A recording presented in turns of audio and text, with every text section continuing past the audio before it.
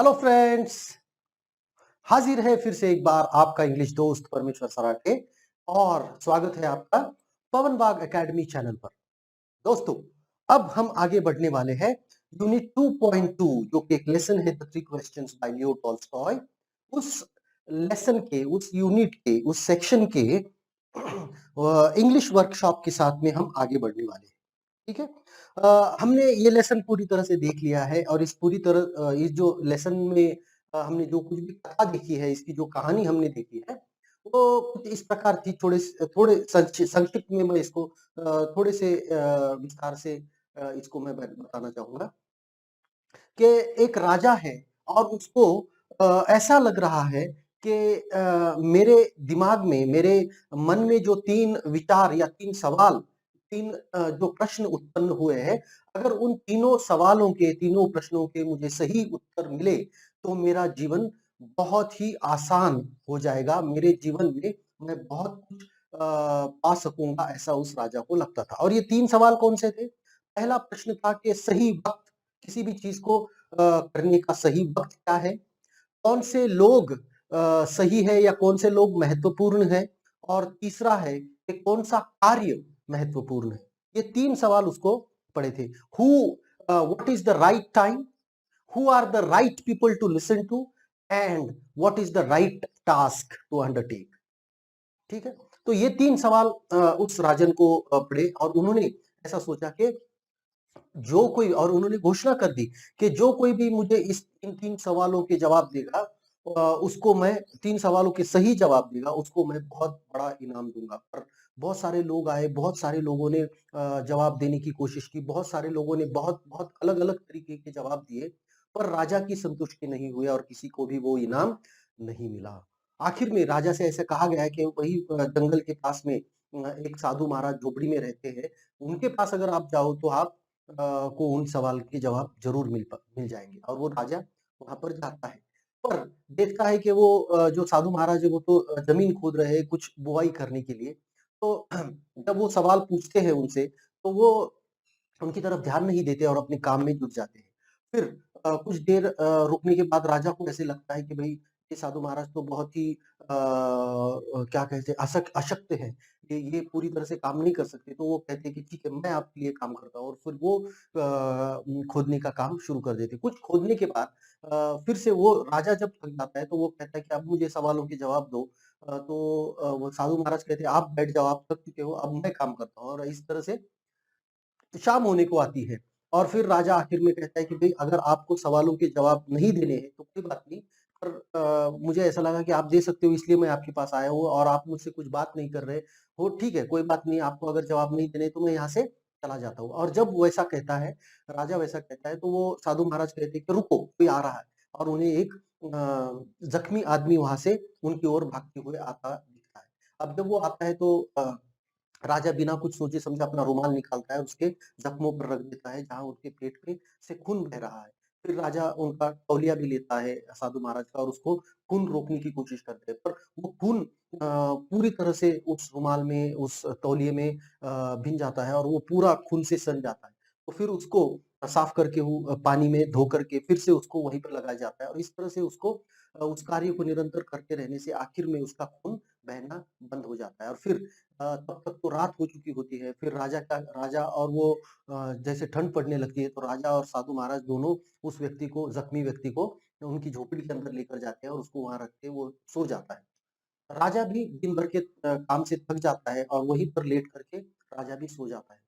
दूसरे दिन सवेरे जब राजा उठता है, तो वो व्यक्ति, दाढ़ी वाला जो जख्मी व्यक्ति है, उसकी ओर देखता है तो राजा को समझ नहीं आता मैं यहाँ कैसे आया हूँ। कुछ देर सोचने के बाद उन्हें पता चलता है कि कल क्या हुआ था और आखिर में उस व्यक्ति की ओर देखने के बाद वो व्यक्ति राजा से माफ़ी माँगने लगता है। तो राजा कहता है कि भई माफ़ी माँगने का कोई सवाल नहीं, मैं आपको जानता ही नहीं हूँ तो माफ़ी माँगने का क्या सवाल है? तो फिर वो राजा को बताता है कि नहीं राजन, मैं वही व्यक्ति हूँ जिसने आपको मार डालने की कसम खाई थी और क्योंकि आपने मेरे भाई का पूरा मेरे भाई को शिक्षा दी थी और उसको उसकी पूरी दौलत छीन ली थी, इसलिए मैंने ऐसा प्रण लिया था कि मैं आपको मार डालूँगा। और जब मुझे पता चला कि आप अकेले ही इस साधु महाराज की झोपड़ी की ओर आए हैं, तो मुझे लगा कि यही सही मौका है आपको मार डालने के लिए और इसलिए मैं वहाँ पर आया।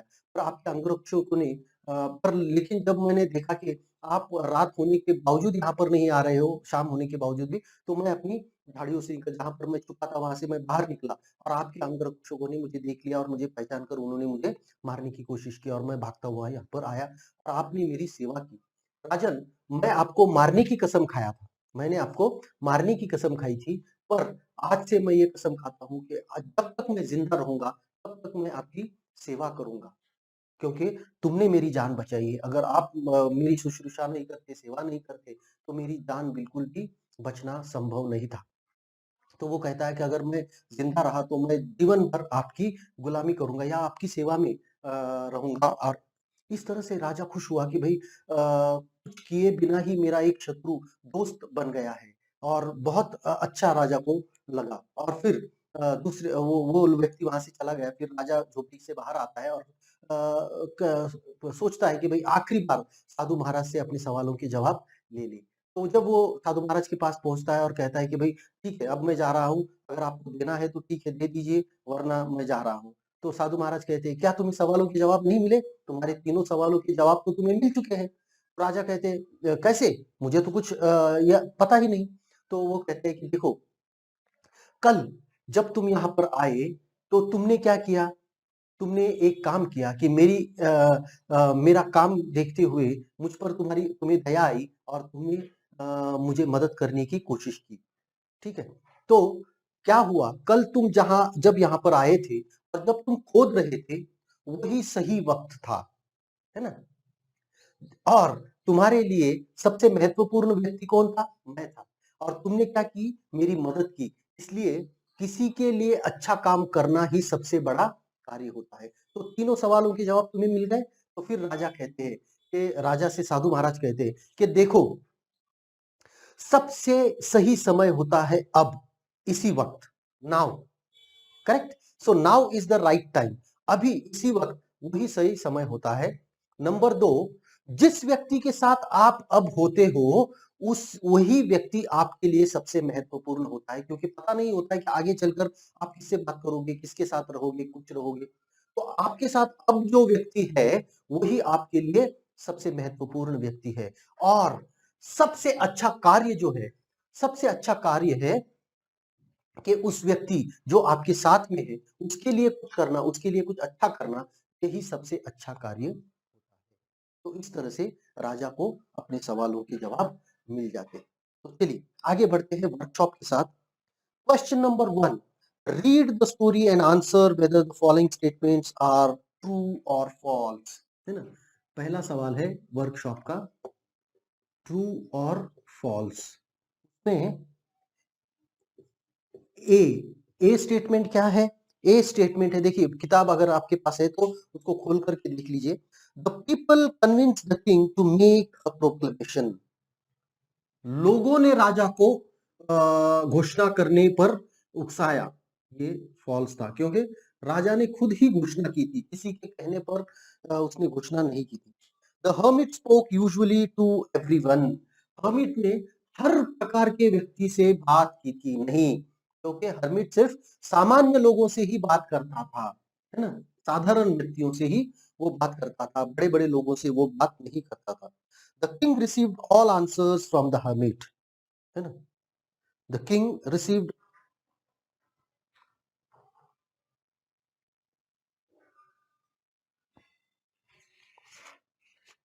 the king received all answers from the hermit. True, है ना? उसके सारे सवालों के जवाब उस hermit से मिले या साधु महाराज से उसको मिले थे। D. The person the king saved and helped was his enemy. True. वो उसका दुश्मन था। To do good to people is the purpose of our life. True. लोगों के लिए कुछ करना, लोगों के लिए कुछ करना ही हमारे जीवन का उद्देश्य होता है। ये बिल्कुल सही बात है। ठीक है? चलिए अब आगे बढ़ते हैं।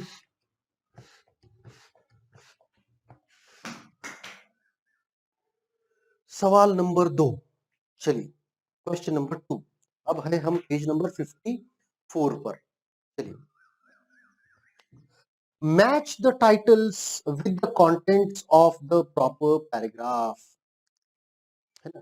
मतलब यहाँ पर क्या क्या क्या किया गया है कि कॉलम जो 1, 2, 3 है, 1, 2, 3 जो है वो पैराग्राफ्स है और ए, बी, सी जो है वो टाइटल है। तो कौन से पैराग्राफ को कौन सा टाइटल सही बैठता है ये हमको यहाँ पर देखना है और उसको हमें लिखना है। तो देखिए 1, 2, 3, 4, 5, 6, 7, 8, 9 और 10, ठीक है? ये सारे पैराग्राफ्स हैं। अब इनके टाइटल्स हमें दिए गए हैं ABCDEFGHIJKL, ओके? तो अब हमें देखना है। तो सबसे पहला जो पैराग्राफ है वो क्या है? वंस अ सर्टेन किंग, मतलब शुरुआत ही है इस लेसन की, इस कहानी की शुरुआत ही वो पहला पैराग्राफ है। और उसके लिए कौन सा टाइटल सुटेबल है? तो उसके लिए टाइटल सुटेबल है किंग्स अनाउंसमेंट, और वो टाइटल है आई, है ना? आई जो टाइटल है वही पहले पैराग्राफ के लिए योग्य टाइटल है, ठीक है? उसके बाद में many learned people, time for everything, ये जो पैराग्राफ है जो कि जिसको हम दूसरा पैराग्राफ मान सकते हैं, है ना? मेनी लर्नड पीपल, ये दूसरा पैराग्राफ है और दूसरे पैराग्राफ के लिए सही टाइटल होगा क्वेश्चंस रिमेन्ड अनआंसर्ड, जी, है ना? उसका जवाब है जी, क्वेश्चंस रिमेन्ड अनआंसर्ड।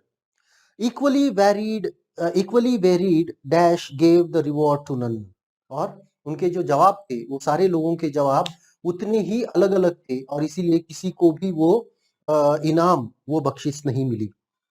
तो उसका जवाब, उसका जो सही टाइटल होगा, the king received various answers, H, है ना? तीसरे का होगा एच। चौथा है व्हेन द किंग अराइव्ड, मतलब वो जब हर्मिट के पास जाता है, माय फर्स्ट अटेंशन, चौथा। जे, उसका जो होगा the king meets the hermit, है ना? The king meets the hermit, ये जे उसका सही जवाब होगा। उसके बाद में the hermit listened and continued to dig, okay, पांचवा।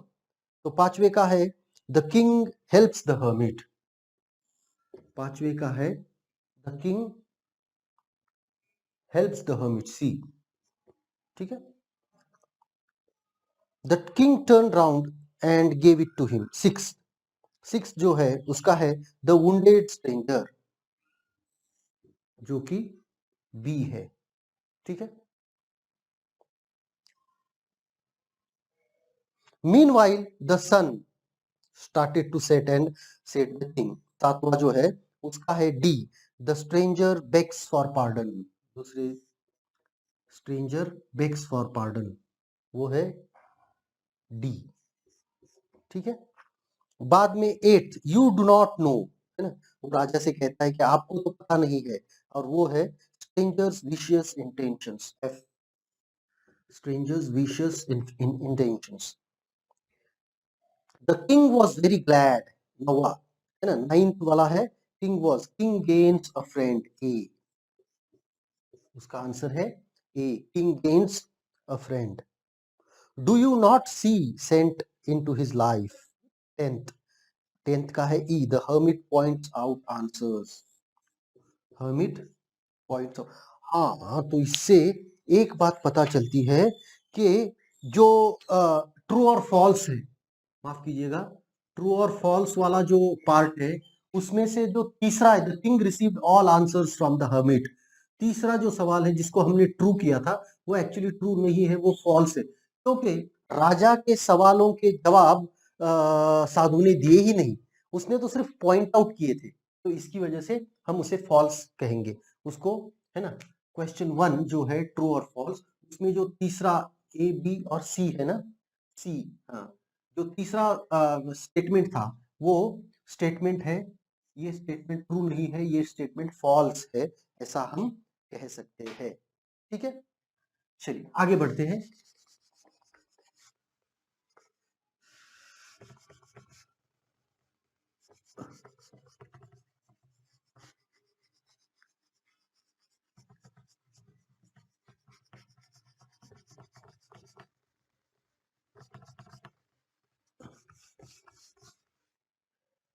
चलिए अब बढ़ते हैं क्वेश्चन नंबर 3 की ओर। The character traits of the king and hermit are mixed up, sort them out in the right box. ठीक है, अब देखते हैं, यहां पर लिखते हैं किंग, यहां पर लिखते हैं हर्मिट। अब जो बॉक्स में दिए गए कैरेक्टर ट्रेट्स है, फीबल दुबला पतला या फिर क्रिश, कौन है फीबल, कौन है हर्मिट, है ना। उसके बाद में हेल्पफुल, कौन है हेल्पफुल, किंग, है ना। इस कहानी के हिसाब से हम कह रहे हैं एनलाइटेंड, मतलब जिसको दिव्य ज्ञान की प्राप्ति हुई है, ऐसा कौन है, एनलाइटेंड। उसके बाद में इम्पेशेंट कौन है, किंग, क्योंकि उसे जवाब जो चाहिए थे वो तुरंत चाहिए थे। ईगर टू सक्सीड, कौन है, eager to succeed, king. Patient कौन है, हर्मिट, धैर्यवान, धैर्य से भरा हुआ। कन्विंसिंग कौन है, हर्मिट। और आखिरी वर्ड है वाइज, वाइज भी हर्मिट ही है। तो देखिए 1 2 3 4 5 6 7 8, 8 वर्ड से 1 2 3 4 5 6 7 8। चलिए ठीक है, चलिए आगे बढ़ते हैं। अब हम अगले सवाल की ओर आगे बढ़ते हैं, और अगला जो सवाल है वो है complete the tree diagrams associated with happenings in the story, है ना। कहानी में जो कुछ भी घटनाएं होती है उसके हिसाब से ये ट्री डायग्राम हमको पूरा करना है, और उसको हमको टिक करके पूरा करना है। ठीक है, तो चलिए करते हैं शुरुआत ट्री डायग्राम बनाने की। रिवॉर्ड विनिंग क्वेश्चंस, पहला जो ट्री डायग्राम हमको बनाना है वो है रिवॉर्ड विनिंग क्वेश्चंस, है ना।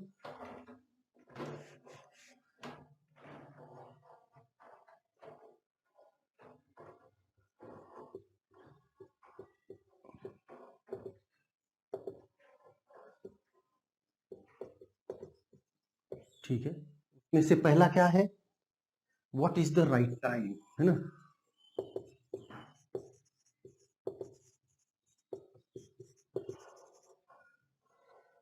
दूसरा होगा who were the necessary people, है ना, यहां पर दिया गया है who were the necessary people.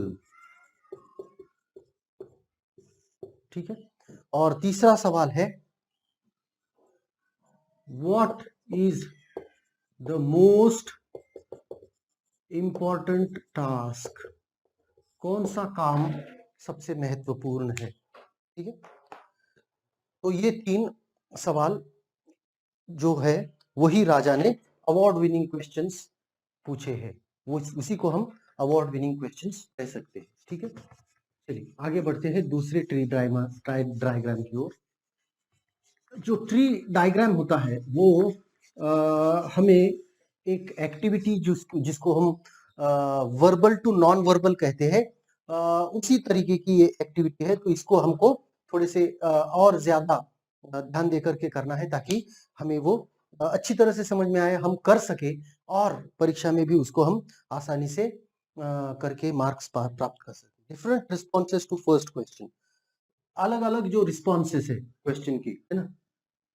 Responses मतलब जो जवाब मिले, है ना, जो जवाब मिले क्वेश्चन के लिए, है ना। अब देखिए तीसरा हमें दिया गया है, तीसरे सवाल का जो जवाब है कि impossible for one man to decide correctly the right time for every action, so have a council of people, ठीक है। कि पहले सवाल के जवाब में, पहले सवाल के जवाब में कि एक आदमी, one man can't decide the right time, so have council of ministers, है ना। अब दूसरा जो सवाल है दूसरे सवाल के लिए क्या रिस्पॉन्स आया था कि कौन से लोग सही है? तो कुछ लोगों ने कहा कि सोल्जर्स, कुछ लोगों ने कहा प्रीस्ट्स, कुछ लोगों ने कहा फार्मर्स, है ना? तो अलग अलग जवाब उसके उसके लिए भी आए। और तीसरा जो सवाल था कि कौन सा कार्य महत्वपूर्ण है, तो कोई कह रहा था कि पूजा, भगवान की पूजा, है ना, प्रेयर। कोई कहता था कि सैनिकों का जो कार्य है वो महत्वपूर्ण है ना, मतलब सिक्योरिटी ऑफ द कंट्री और द किंगडम। कोई कह रहा था कि खेती किसानी का जो काम होता है वही सबसे महत्वपूर्ण है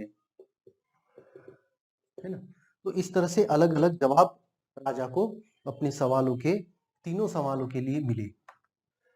most to first question, sorry sorry sorry sorry, अब ये जो बी क्वेश्चन था उसके पहले क्वेश्चन के लिए, है ना, फर्स्ट क्वेश्चन क्या है कि कौन सा समय सही है?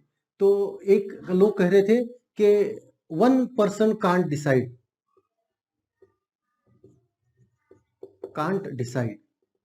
So have council of ministers, okay, है ना, ये एक है। फिर उसी सवाल के लिए दूसरा जो जवाब मिला था वो था कि आपको कैलेंडर बनाना चाहिए,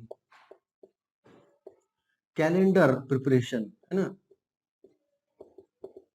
और तीसरा किसी ने कहा कि भाई ये कहना मुश्किल है, इट्स डिफिकल्ट, है ना, it's difficult, so do as the work comes, है ना। मतलब कौन सा वक्त सही है कि जो काम भी तुम्हें करना है, या जो काम जिस वक्त जो काम मिल रहा है उस वक्त वही काम कीजिए, यही सबसे सही वक्त होता है ना। Most necessary people needed by the king, ठीक है, अब इसके जवाब तो हमने लिख लिए हैं। तीसरा है पीपल, है ना। तो यहाँ पर दिया गया है कि किसी ने कहा कि सोल्जर बहुत इंपॉर्टेंट है, किसी ने कहा प्रिस्ट्स बहुत इंपॉर्टेंट है, किसी ने कहा अब यहाँ पर देखते हैं, देखिए काउंसलर्स, मिनिस्टर्स, है ना, काउंसिलर्स, उसकी जो मिनिस्टर्स है, ठीक है। चलिए अब आगे बढ़ते हैं नेक्स्ट क्वेश्चन की, मोस्ट इंपॉर्टेंट ऑक्यूपेशंस, है ना। अब यहाँ पर पीपल हो गया, चौथा हम लेते हैं ऑक्यूपेशन।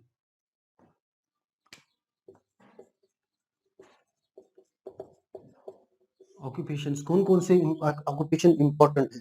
द थर्ड क्वेश्चन, किसी ने कहा कि साइंस बहुत इंपॉर्टेंट है, किसी ने कहा कि soldiers work is more important, that is skill in warfare, ठीक है। और किसी तीसरे ने कहा कि रिलीजियस वर्शिप,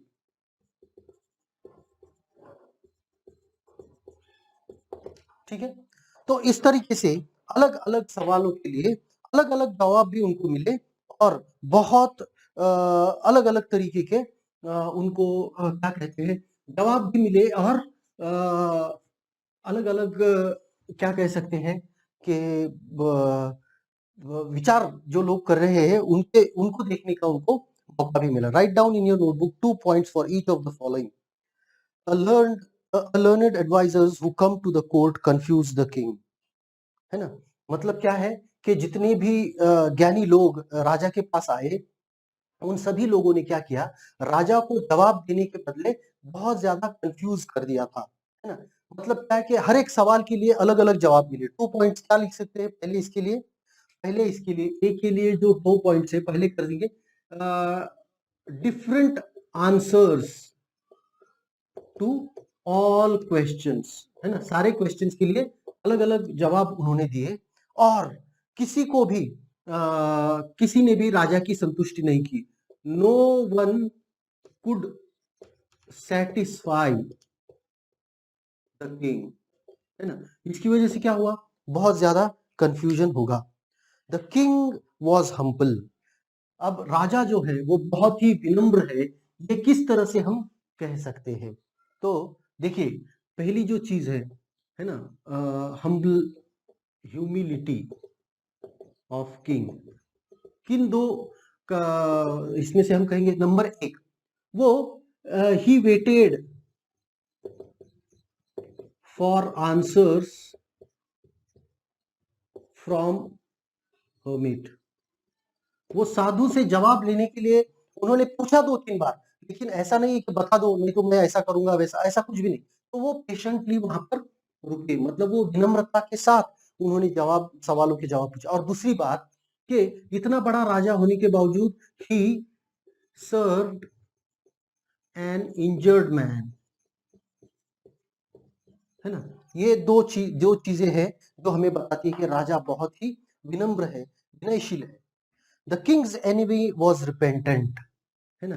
राजा का जो दुश्मन था उसे पश्चाताप हो रहा था, उसे पछतावा हो रहा था।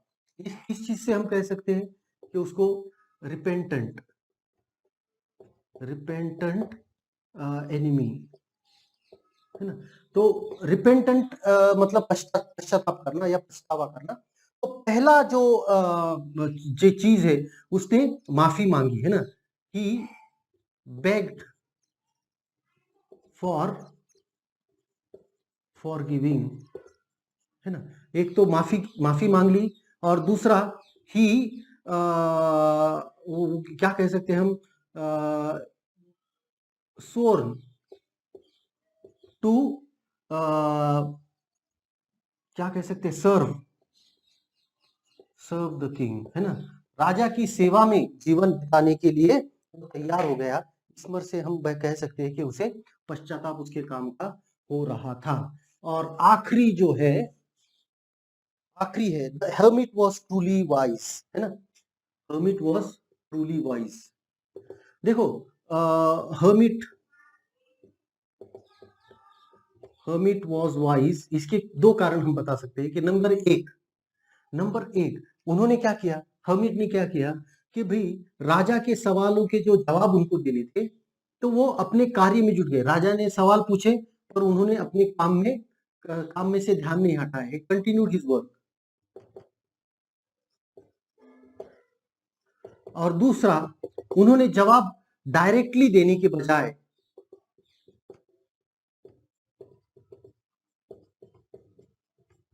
है ना, इंस्टेड, डायरेक्टली जवाब देने के बजाय उसे क्या कह सकते हैं कि परिस्थिति से, है ना, सिचुएशनल आंसर्स, उन्हें ऐसे कहकर जवाब देने के बजाय उसने परिस्थिति में से ही उसके जवाब राजा को ढूंढने के लिए कहा, या फिर उसे जवाब दिए। तो ठीक है, हमारा समय खत्म हुआ जा रहा है। तो इसके आगे के जो क्वेश्चंस है वो हम अगले वीडियो में करेंगे। आशा करता हूँ ये वीडियो आपको पसंद आया होगा, आपको समझ में आया होगा। और अगर समझ में आया है, पसंद आया है, तो उसको लाइक जरूर कीजिएगा, दोस्तों के साथ शेयर करना मत भूलिएगा। और पवन बाग अकेडमी को सब्सक्राइब करिएगा ताकि आपको ऐसे नए नए वीडियोस मिलते रहे। Thank you very much, good bye.